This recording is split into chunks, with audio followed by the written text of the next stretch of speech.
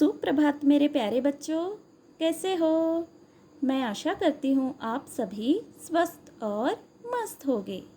आज हमें कनक हिंदी व्याकरण एवं रचना इस बुक से अध्याय 10 शब्द भंडार इस अध्याय का पठन करेंगे और प्रश्नों के उत्तर लिखेंगे। सबसे पहले आपको पृष्ठ संख्या निकालना है 39। यहाँ लिखिए कक्षा कार्य, यहाँ लिखिए तारीख और यहाँ लिखिए दिन। आपको आज की तारीख और दिन मेंशन करना है। तो चलिए स्टार्ट करते हैं। माँ, यह माला कितनी सुंदर है। हाँ, इसके मोती भी बहुत सुंदर है। बेटी, जिस प्रकार मोती मोती जोड़ने से यह सुंदर माला बनी है, उसी प्रकार जब वर्णों को जोड़ा जाता है तो शब्द बनते हैं। यह बच्ची है और यह बच्ची अपनी माँ से पूछ रही है कि माँ, यह माला कितनी सुंदर है। यह बच्ची अपने माँ से कह रही है कि माँ, यह माला बहुत सुंदर है और इसके मोती भी बहुत सुंदर है। तभी माँ ने कहा कि बेटा, जिस प्रकार यह माला सुंदर दिख रही है, उसी प्रकार जब वर्णों को जोड़ा जाता है तब शब्द बनते हैं। जैसे क प्लस अ क, म प्लस अ म, ल प्लस अ ल। क्या शब्द बना? कमल। इस तरीके से याद रहे, वर्णों का वही मेल शब्द बनता है जिसका कोई अर्थ निकलता हो। जैसे कमल, कलम आदि। मक्कल, लकम ये शब्द नहीं है। मक्कल और लकम ये शब्द नहीं है क्योंकि इसका कोई अर्थ है क्या? नहीं, क्योंकि इनका कोई अर्थ नहीं है। शब्दों के अनेक प्रकार होते हैं। पर्यायवाची शब्द, विलोम शब्द, अनेक शब्दों के लिए एक शब्द, अनेकार्थ शब्द। अभी आपको पृष्ठ संख्या निकालना है 40। पर्यायवाची शब्द। मेरी माँ ने आज खीर बनाई है। देखो, मुझे तो माताजी ने पकोड़े दिए हैं। आओ मिलकर खाए। बच्चों, आप जानते हैं माँ और माताजी शब्दों का अर्थ एक ही है।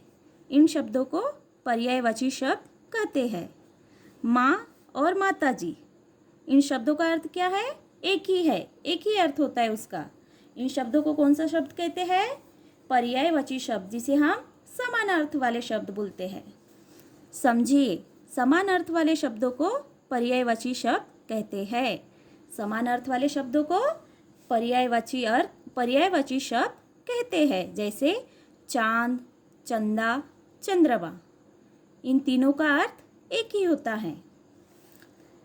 इन चित्रों का हमें निरीक्षण करना है और हमें पर्यायवाची शब्द पढ़ना है। यह किसका चित्र है? गाय का।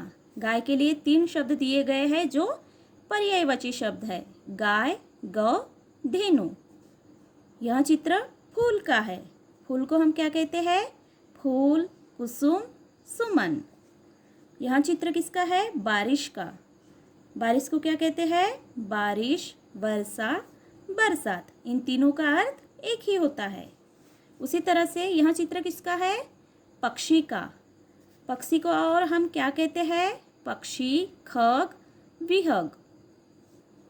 यह चित्र किसका है? जंगल का। जंगल, वन, कानन। यह चित्र है हाथी का। इसे हम क्या कहते हैं? गज, हस्ती, हाथी। इन तीनों का अर्थ एक ही है। इन्हें हम कौन से शब्द कहते हैं? पर्यायवाची शब्द, जिसे हम समान अर्थ वाले शब्द भी कह सकते हैं। अभी हम पढ़ेंगे अन्य पर्यायवाची शब्द। जैसे यह चित्र है आँख का, तो हम इसे कहते हैं आँख, नेत्र, चक्षु। यह चित्र है बादल का। बादल, मेघ, घन। जल, पानी, नीर। जल का चित्र है मिल्क, जिसे हम कहते हैं दूध। दूध, पेय, गोरस। मानव का चित्र है मानव, मनुष्य, आदमी। यहाँ धरती का चित्र है भूमि, धरती, धरा। सूर्य, सूर्य, सूरज, भानु, पेड़। पेड़ तरु वृक्ष, पवन अनिल हवा, सरिता तटिनी तरंगिनी। नदी को हम क्या कहते हैं? सरिता तटिनी तरंगिनी। आग अग्नि अनल, घर आलय गृह। यह है पर्यायवाची शब्द। अभी आपको पृष्ठ संख्या निकालना है 42। कार्यपत्र है, अब लिखने की बारी। प्रश्न पहला है, दिए गए शब्दों के दो दो पर्यायवाची शब्द लिखिए।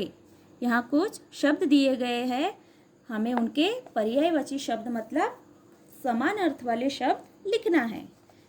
घर, यहाँ आपको लिखना है गृह आलय।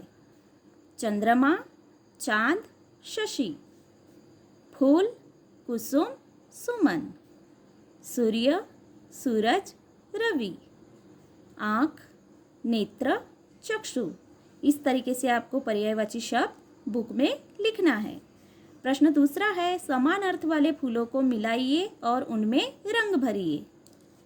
यहाँ कुछ चित्र दिए गए हैं, हमें उनके समान अर्थ वाले शब्दों से मिलान करना है और उनमें रंग भरना है।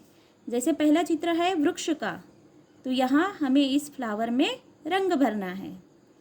दूसरा चित्र है आँख, जिसे हम नेत्र भी कहते हैं। यहाँ आँख लिखा हुआ है, हमें इस फ्लावर में रंग भरना है।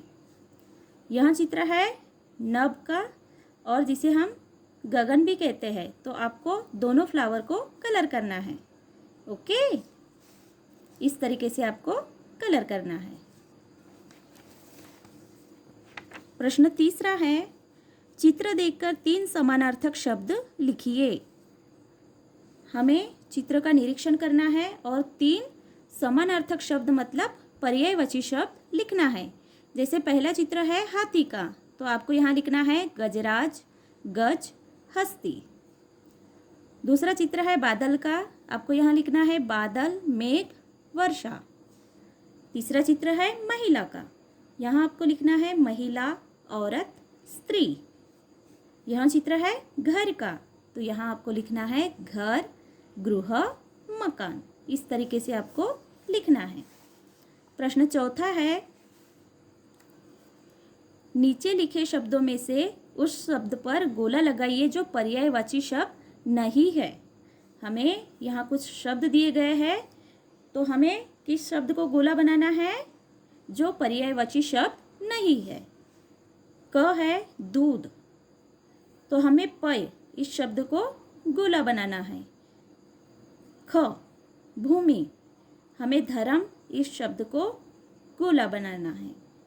ग पवन अनल, इस शब्द को गोल किया हुआ है।